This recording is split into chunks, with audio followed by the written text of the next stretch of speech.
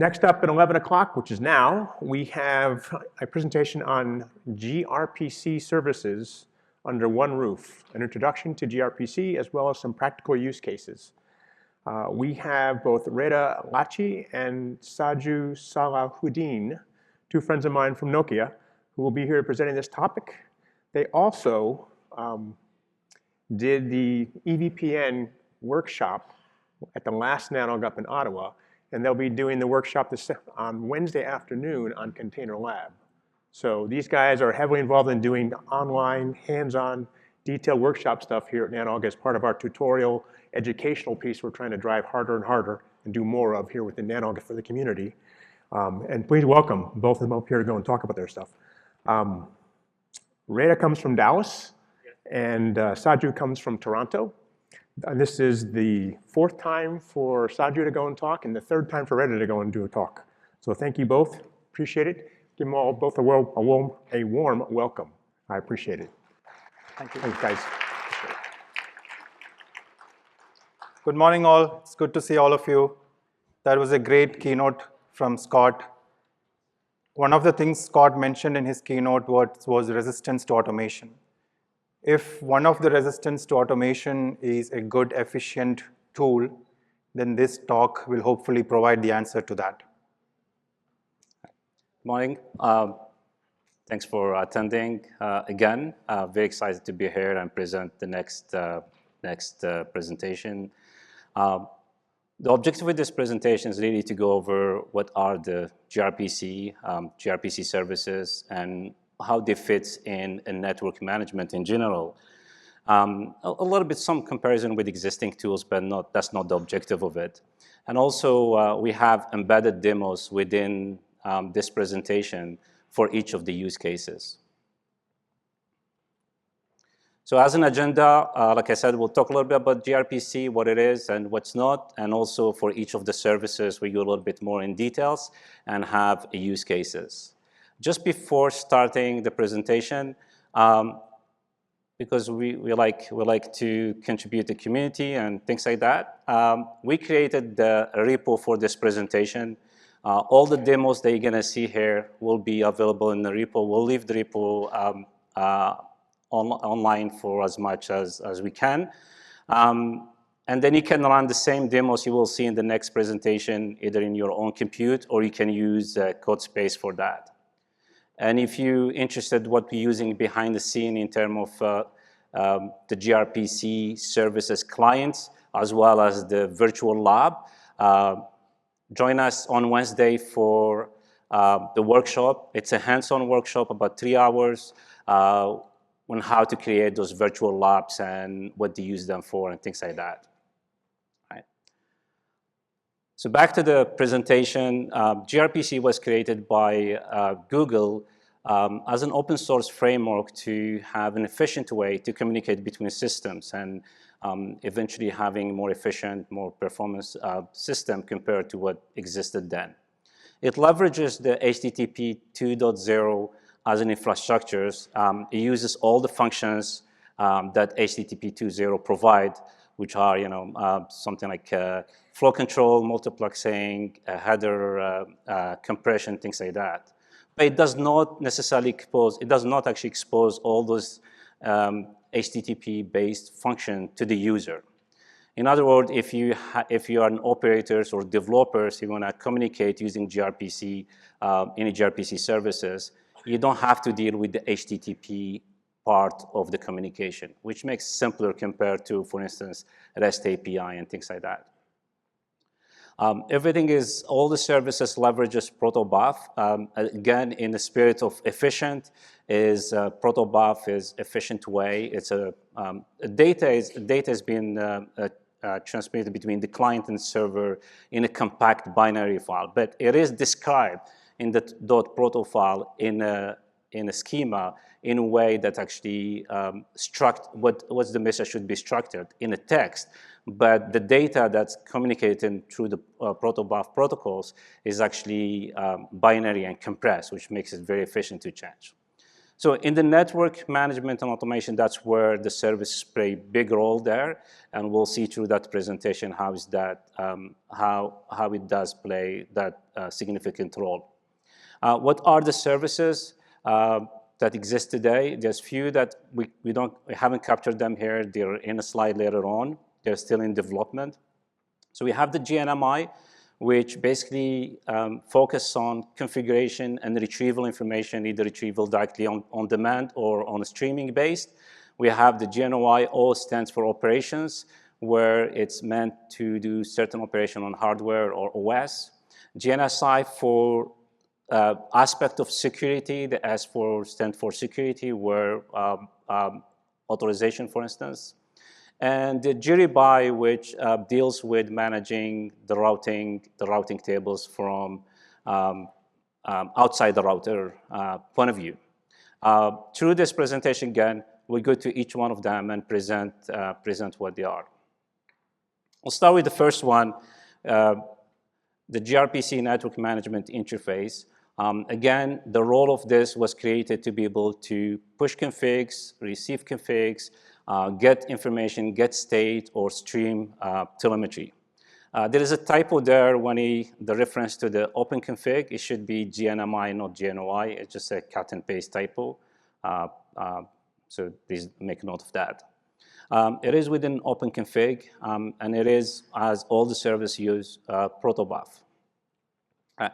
So gNMI was the first service created by in this series. So it was the first gRPC base created. And I believe telemetry was the first one, capability, before the get and the set were more popular.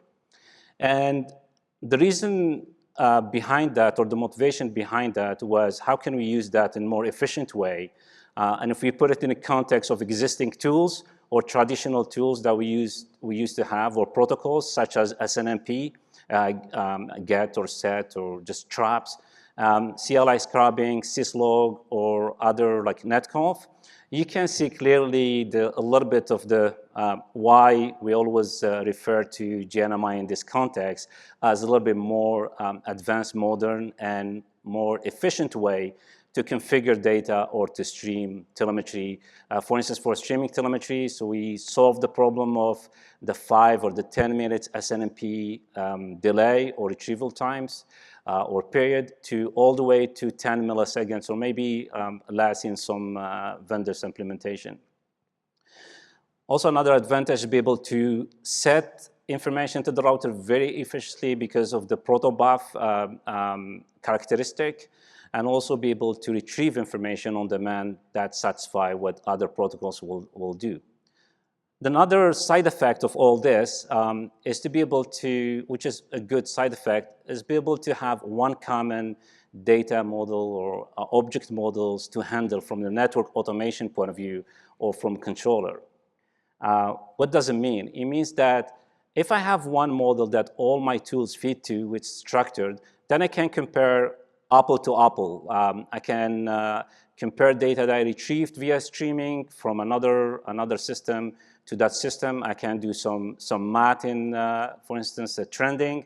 I can also be able to represent this data in an easy way without having to do extra work. If you look at the traditional or the current models in some implementation, you will have multiple data model objects, and that's hard to kind of compare like to like, and it doesn't motivate automation from that point of view because there's you need to do a lot of data manipulation to be able to have that common object where you can exercise on it. What are the use cases for gNMI? So we talked about configuration, state retrieval, and streaming, but in practical, so any configuration could be initial deployment of switch or router. It could be partial deployment or an overlay configuration that you need to update or perform. All this will fall into the set aspect of the gNMI.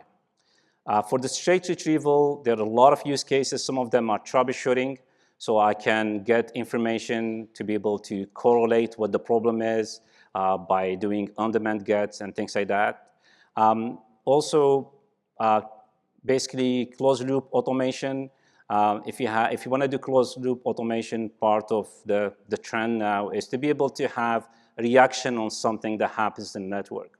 And the way you want to do that, you don't want to do it on a polling way. You want to do it on a streamed way or an events type of way, where a specific event or events happen, then you want to trigger an action or report an action.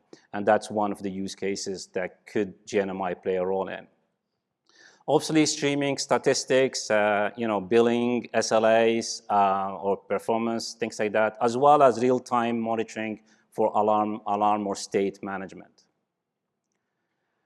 All right, so through this presentation, we'll have, because we're doing demo, we have built a network, and please take a look at the GitHub to see all the details. And we're using some clients, obviously, for each of the service, we need a client to be able to demonstrate that. So for this case, we're using a client called gNMI that developed by Nokia. All the clients here are developed by Nokia, but actually they are put in the open source. They are free to use. Some of them made it to open config like this one. Big thank you to our colleague, Karim Ardwani, who actually created all this client we'll be using today, and he can take advantage of. Oops. So there's no pause here, so I have to go. When I click, it will go fast. What I want to do here is show you an example how I have a partial configuration that I want to push, which has interfaces. I want to create a couple interfaces with IP address and some states that I need to enable. And I'll do it through feeding a file, for instance. All the details you see there are really client related. If you use another client, it will be different syntax. But bottom line, there is a configuration that I need to push to the router via gNMI. And for this case, I'm using gNMI. So I'm just editing here the file to see what it looks like, what are the parameters I want to push. And that could be one parameter, could be the full initial configs. It doesn't matter. In this case, it's a JSON format. And then I will call my client, this way gNMI as to push this, this file to the network elements. And then you will get the response back that what's done to that particular target node, which called leaf2 here. We can verify that by CLI into that particular node, and we'll be able to see the configs that was pushed. Very straightforward, but taking the context of automating configs or having workflow, things like that, way more efficient than netconf or any other things because of the characteristic of the gRPC protobuf. The next demo is actually retrieving data. So we'll want to retrieve data from one object or multiple objects. We want to retrieve certain values. So in this case, the next slide, the next demo will retrieve the operation states of an interface.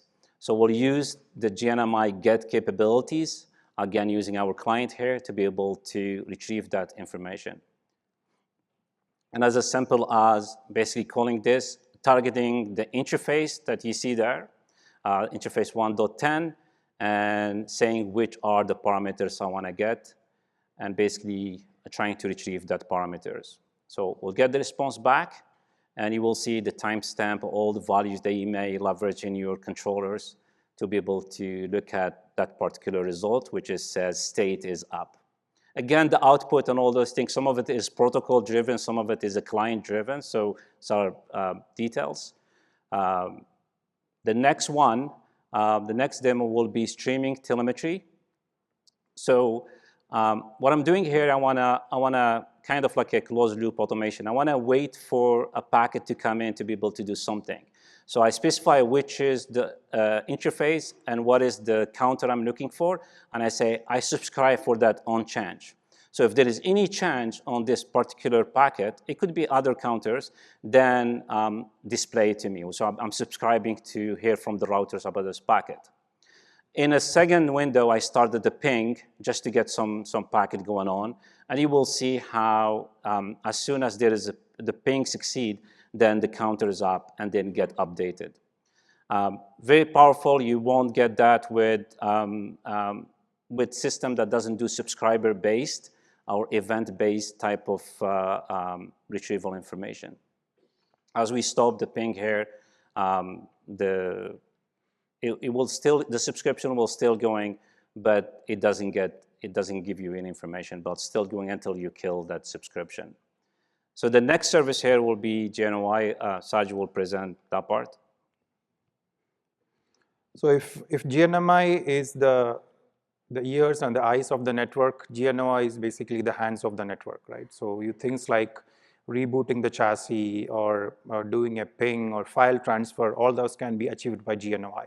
So gNOI stands for gRPC-based network operations interface. It is again standardized by OpenConfig. You can find all the details in the OpenConfig GitHub repo.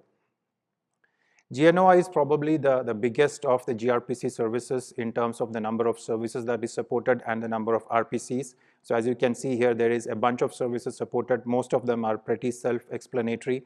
I will not be going into the details of each one of them, but we will focus for today's demo, we'll focus on the file service, which is used to get and put files on the switch or the router. The first thing you'll notice on this slide is that I'm very poor in color combinations. I'm not an artist, but I did my best with the colors that are available in the Nanook templates. So the easiest use case that you can start with gNOI, if you're talking about baby steps to start automation using gNOI, the easiest thing that you can start is using configuration backups. So use gNOI for configuration backups.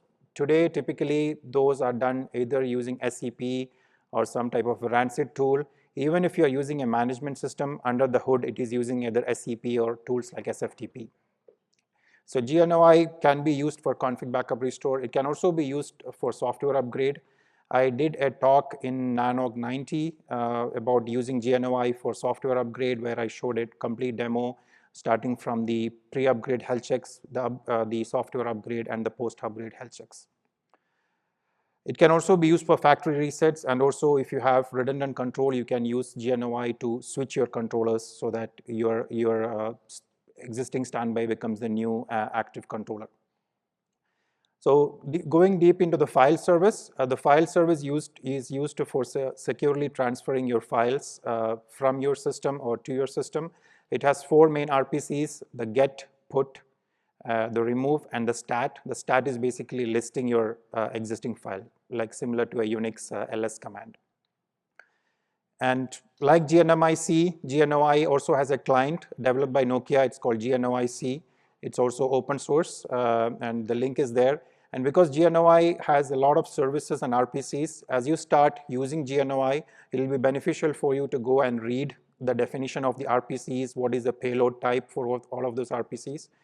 So in addition to the GitHub for OpenConfig, there is also a website that we created, which is called gNSI.srlinux.dev, which is a good way to read all the RPCs in an easy manner rather than reading all the GitHub manuals.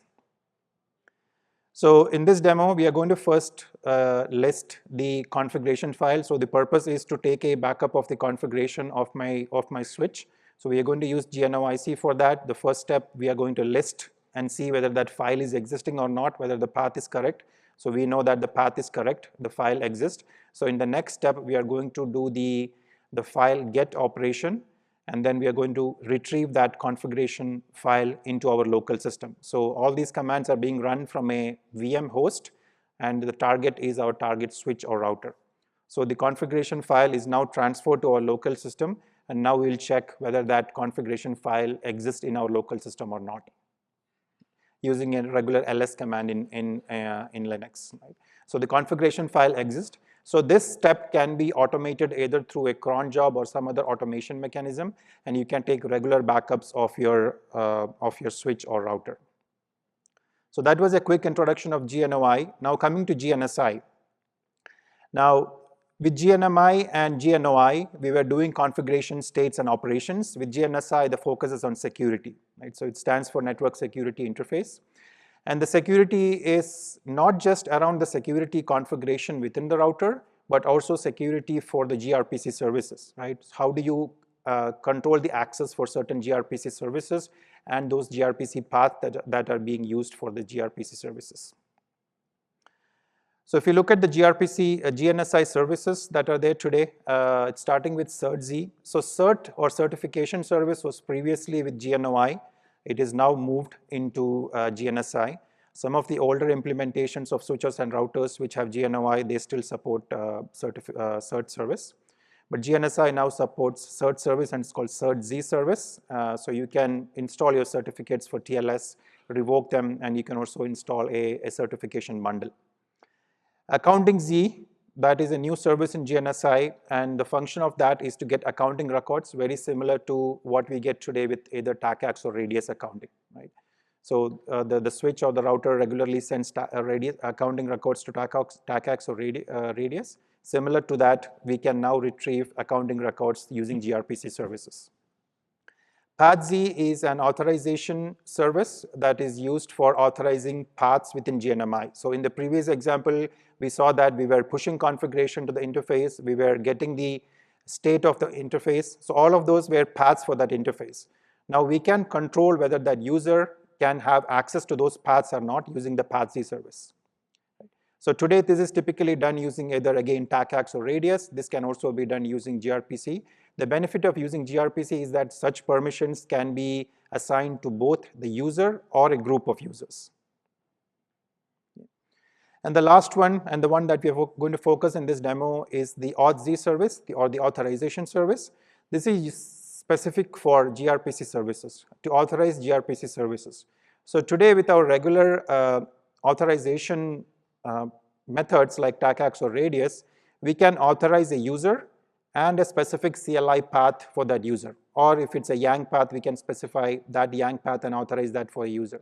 But we are not able to authorize a specific gRPC service or an RPC for a user, right?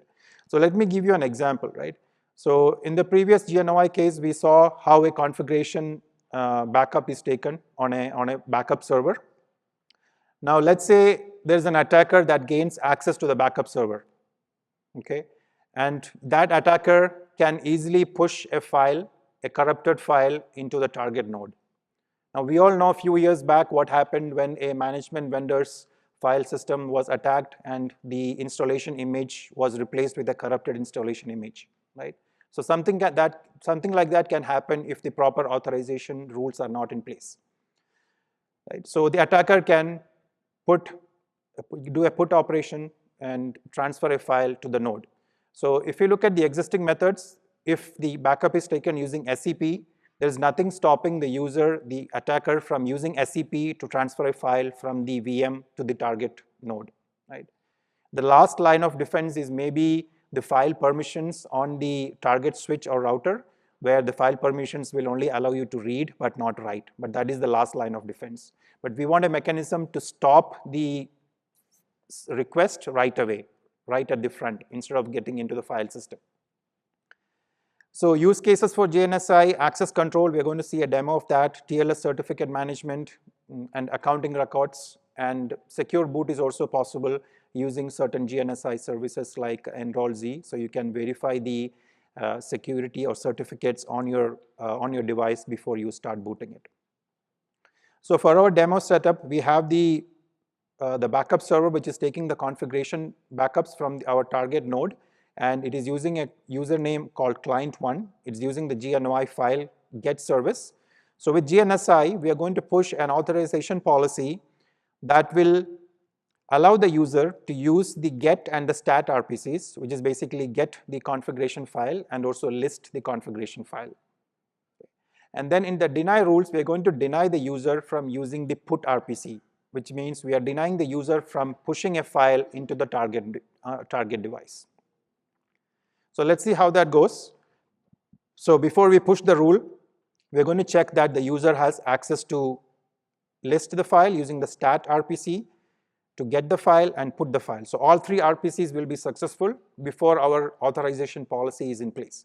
So the first step, we did the stat RPC, which is basically listing the configuration file. So the listing of the configuration file is successful. The next one, we are doing a get. We are retrieving the configuration file from the router. That is also successful. And in the third operation, we are going to put a file, a random file from our local VM into the router, right, using the put operation. So that put operation will also be successful because we are not, we don't have an existing authorization policy. The default authorization policy allows all operations for all users.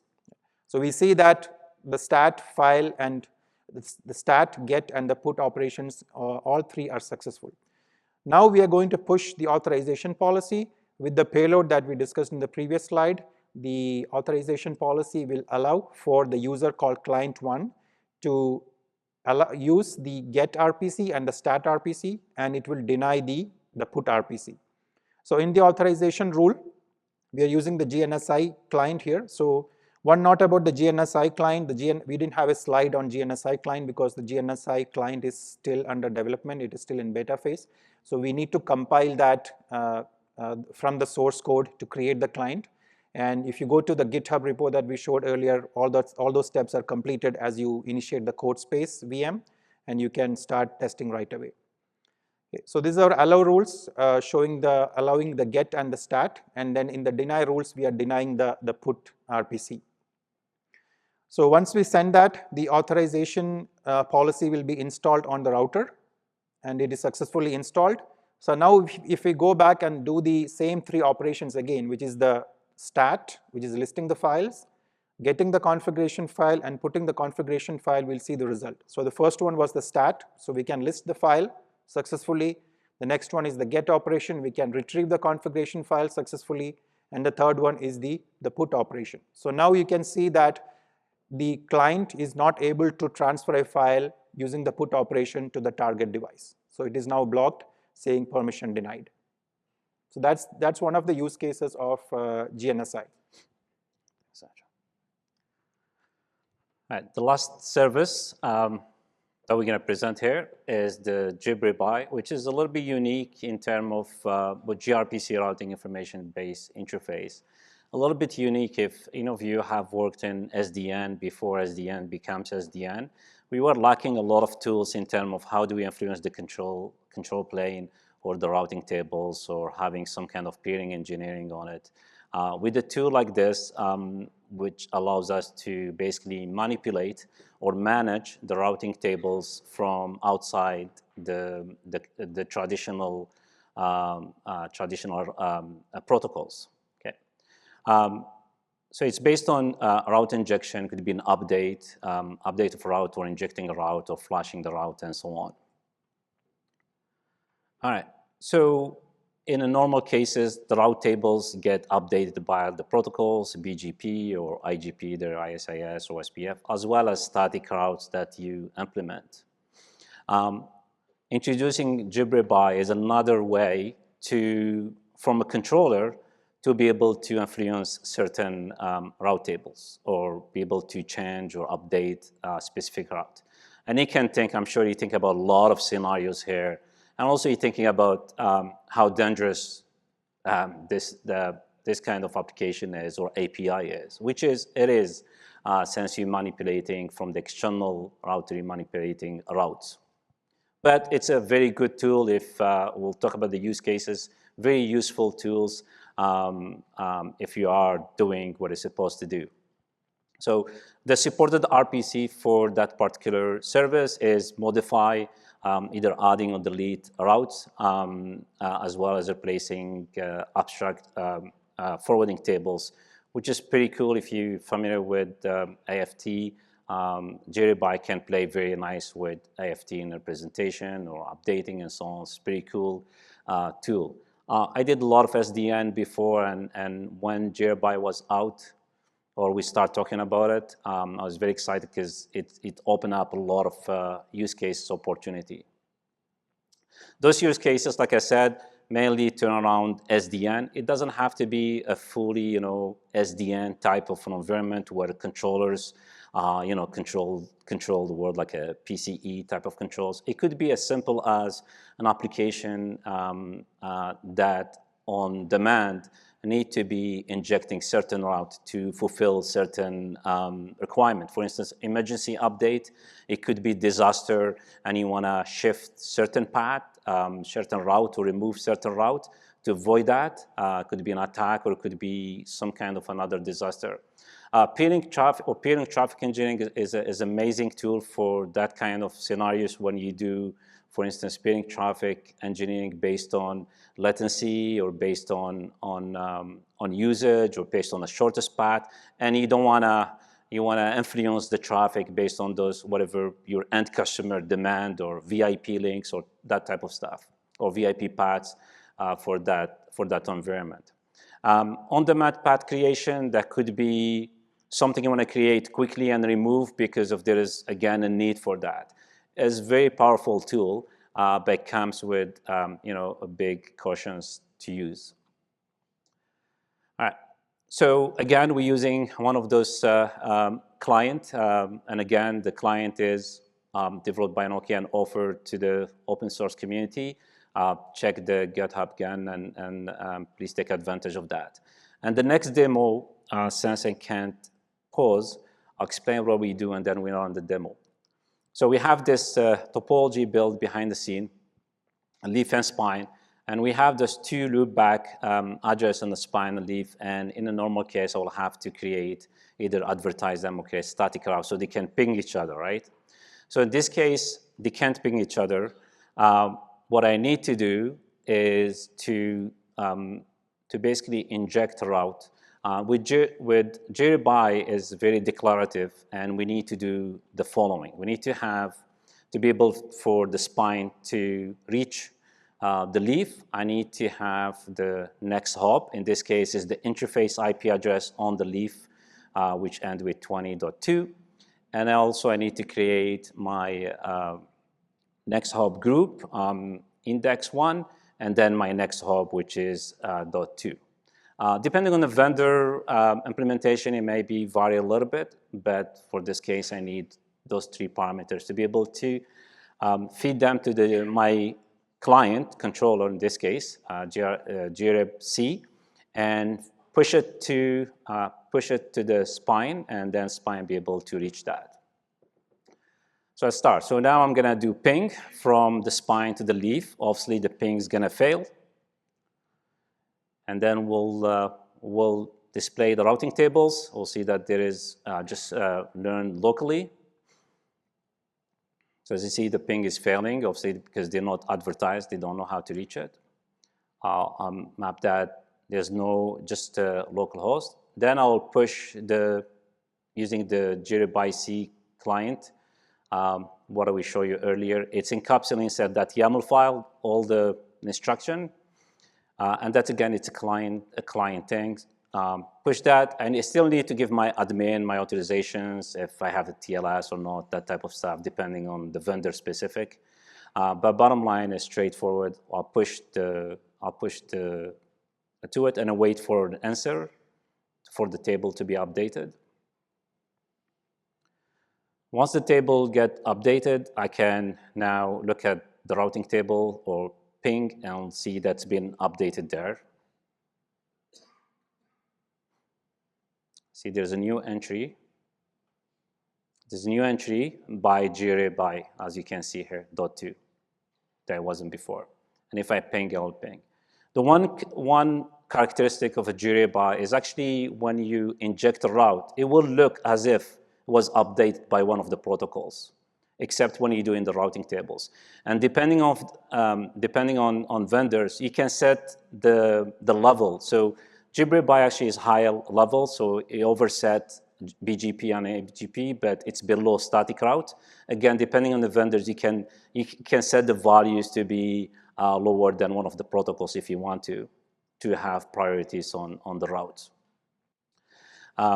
Yeah, and it would look exactly like a real route that was injected by OSPF or BGP, unless you go into the routing tables and figure out how they learn this route, and it will stay there as it was injected. Want to present that? So that was a cool demo of gRIB, but there was one problem. We used CLI, right? We were talking gRPC, and then we used CLI. So we used CLI to do a ping. We used CLI to check the routing table, right?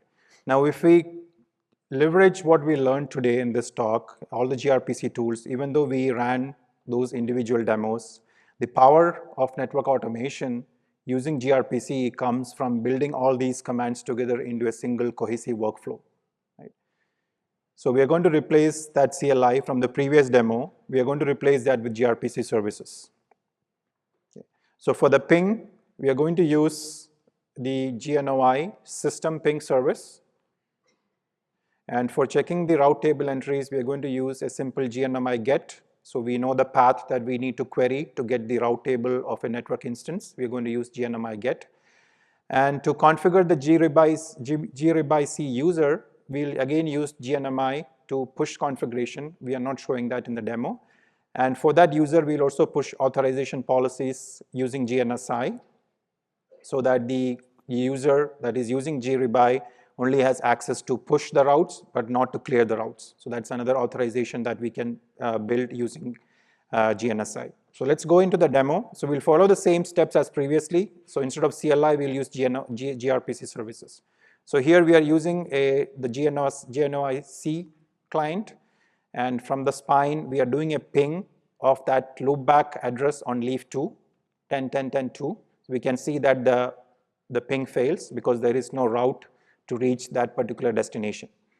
To verify that, we are going to check the routing table. So we are going to query the state data store from the target device and look at the entries for the route table. And we can see here, so in this case, we are doing a grep showing only the certain lines we need. If you remove the grep, you'll see the entire output in the JSON format. So we can see that there's only a 10.10.10.3, which is the local IP, not the remote IP. So there's no route for the remote IP address. Now we are pushing the authorization policy. So assuming the user is created using gNMI, we are pushing an authorization policy using gNSI service that will allow the user to push the gRIB update and also get the update, but not flush. The flush is the RPC that is used to clear all the gRIB routes from the system. So we are denying that particular operation for this user. So the authorization policy is successful now. So now we can go ahead and push that gRIB update, which will install that route that will allow the spine to reach the loopback on the leaf. So we are using the same user that was created previously for which the authorization policy was built, which is called gR-client1. So with this, we will push the same to the spine. So the route will get installed and it will be programmed in the fib. So with gRIB, it is initially programmed in the fib, and then when we do a get operation to get the routes from gRIB, it will show us whether it's programmed in the RIB as well. So there's both fib and RIB programming. So it's installed successfully on the fib. Now if we do a get operation, so with our authorization policy, get was allowed. So we can do a get operation and look at the next hop that's installed on the router. So the next hop is installed. So the next hop is pointing to an interface IP going to leaf 2. And the next hop will be, next hop is programmed in both the fib and the RIB. We see that status. And next we'll query the next hop group. So the next hop is inside a next hop group. So we'll query that the next hop group has an ID of 1, and it is also installed both in the fib and the RIB. And then now we'll query the prefix for which we created the route. So the next hop group will be referenced in that particular prefix. So this is the prefix. This is the loopback IP on leaf 2 for which we created a route using gRIB. It is attached to a next hop group and it is programmed both in the fib and the RIB. So now we know for sure that there is a route in the routing table which will allow me to go to that particular loopback IP on leaf 2. So let's verify that doing a get of the routing table again. So we now see that there is a route for 10.10.2 which is owned by gRIB. Right. So just like any other protocol, gRIB has installed that route in the routing table and it is active. So now we should be able to do our ping successfully. So again, we are going to use the gNOI service and going to do the ping. And this ping will be now successful because we have a route that is installed in the routing table. So we did all these operations without touching the CLI or logging into the CLI. Right? So we covered 4 gRPC services today, but that is not the end. Those 4 services are still evolving. There are new features being added to it. Plus, there are new gRPC services coming out. So if you go to the OpenConfig GitHub repo, you will see that there are two new services being worked on. One is the packet sampling interface, which is getting packet samples from the router, similar to IPFix. And the second one is gSII, which is the state injection service. This is primarily used for advanced traffic engineering or even testing purposes, where you can inject and modify the state of a particular object on the switch or router. So lots of work happening on that space. So to summarize, what we discussed here is basically a modern set of tools that can be used for automation, management, and orchestration. If you look at each of those services, they are not incremental updates, but it is actually a fundamental shift towards network automation. Right? It allows you to better manage your network, get faster responses, all built in within the software that you are using on the target device. So with that, thank you for listening to us. I'll just go back to the slide showing the Git repo, so all of you have a chance to take a note of that Git repo.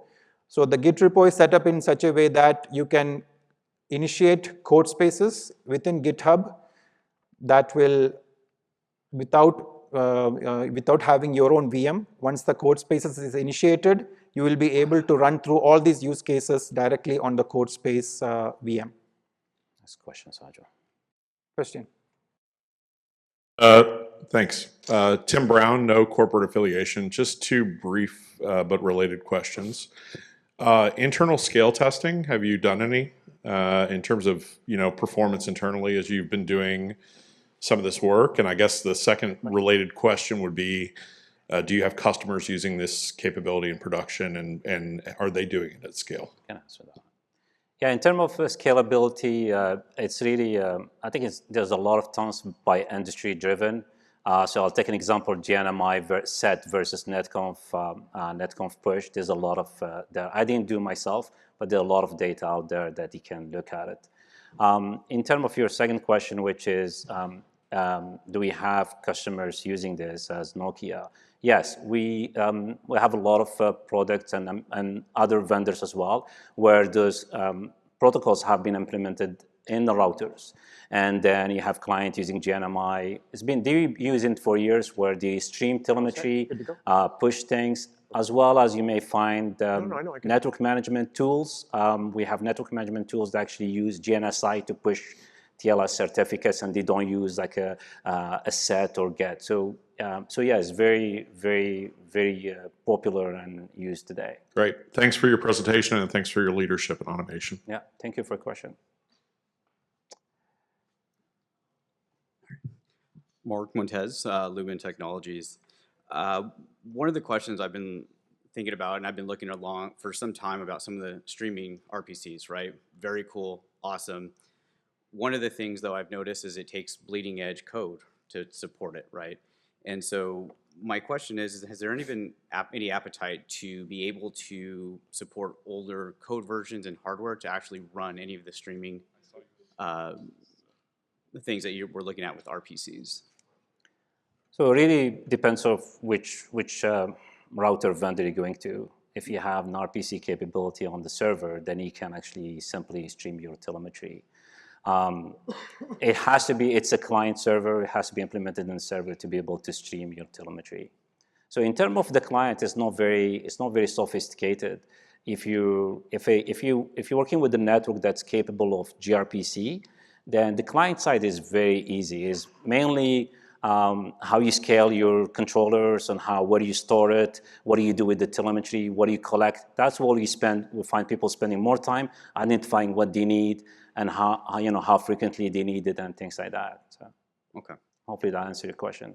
Yeah, no, that helps, because it really played in as well as the CPU strain and the scalability, right? Yeah. That was trying to automate and close loop, as you mentioned. Yeah, and we've seen cases where when I've been around for a while, so I've seen when people start switching from SNMP, for instance, some of them, to streaming telemetry via gRPC, for instance, is because things that were not available before, some operator turned on everything and they get overwhelmed with the data, where your client will actually, or client will have issues handling all the data coming at the sub 10 milliseconds, for instance, right? As before, you were doing pull, you had time to handle the data, and you have like 10, 15 minutes, delay. With this one, actually, you get sub 10 millisecond or 10 milliseconds, and you get a lot of streaming, depending on the vendor, you get a lot of streaming. So we found a lot of problems in the consuming side of it, handling this shift from classic SNMP to streaming real-time data. Cool. Thank you. Thank you. Hi, Chandler Willoughby with Bandwidth. I noticed in the slides you called out using protobuf as the encoding mechanism. I was curious if we ignore the human readability aspect, what would inform the decision to use protobuf versus JSON versus XML as the encoding mechanism? Is there a reduction in CPU load on the network elements or something else? Now, protobuf is the internal mechanism, right? So what we saw, all the outputs are there, still readable. They are in JSON format. You can also put it in plain CLI format. Right? Protobuf provides some advantages with HTTP2 in combination because HTTP uses binary encoding. So it's easier to encode protobuf into binary. Yeah. And you still have the dot proto file. It's actually what defines the structure of this. And that's human readable. It's just text. So the dot proto file will describe all the message, the structure of the message, what it is, what I'm getting, what should be. That's what you need. The rest is one encapsulated is for efficiency purpose. Cool. Thank you very much. Thank you. We are out of time. All right, you're out of time. And thank you all. Please give a warm thanks to Radha and Sajju both. Appreciate it. Thanks, guys.